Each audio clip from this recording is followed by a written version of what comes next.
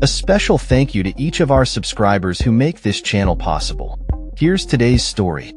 In a significant development in U.S. politics, the Senate has successfully passed a Republican-led measure to fund the government for the next 6 months, narrowly avoiding a government shutdown. The Stopgap funding bill, which came to a vote just hours before the Friday midnight deadline, passed with a tally of 54 to 46.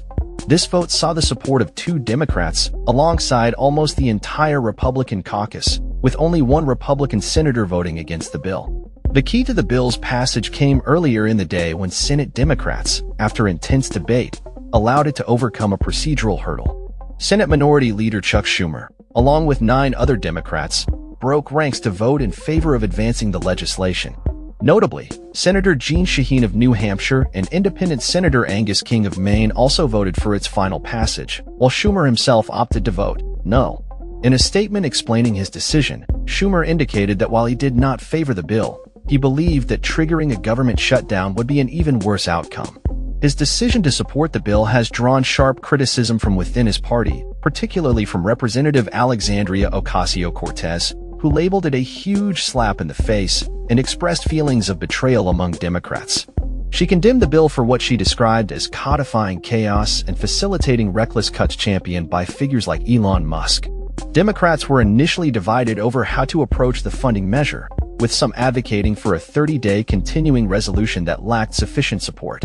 Senator Ted Cruz criticized the Democrats for what he termed political theater and praised the successful passage of the bill, urging a return to work for the government.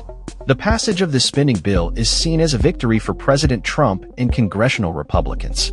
Trump even offered rare bipartisan praise for Schumer's decision to allow the bill to advance, suggesting that a failure to pass it would have devastating consequences for the country. He stated that approval of the bill would lead the nation to new heights. The legislation maintains much of the federal funding levels established during the Biden administration, albeit with some key modifications. It includes a $6 billion increase in military spending aimed at bolstering border security, veterans' health care, and other military initiatives, while simultaneously cutting non-defense funding by approximately $13 billion. Local officials in Washington, D.C. had expressed concerns that the bill could result in a $1 billion cut in federal funds for the city over the next 6 months. However, the Senate also approved a separate measure that preserves the current operating budget for D.C.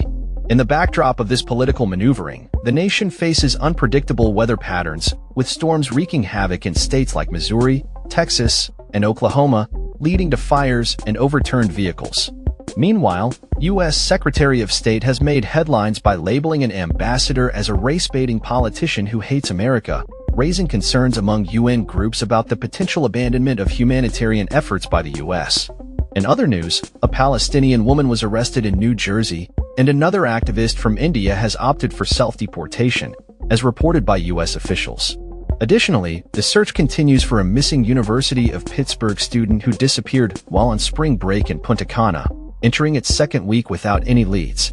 As the political landscape continues to shift, this story remains developing, and updates will follow as new information emerges. That's all for this story. We upload videos every day covering many different subjects, so hit that subscribe button to stay informed. Thanks for watching.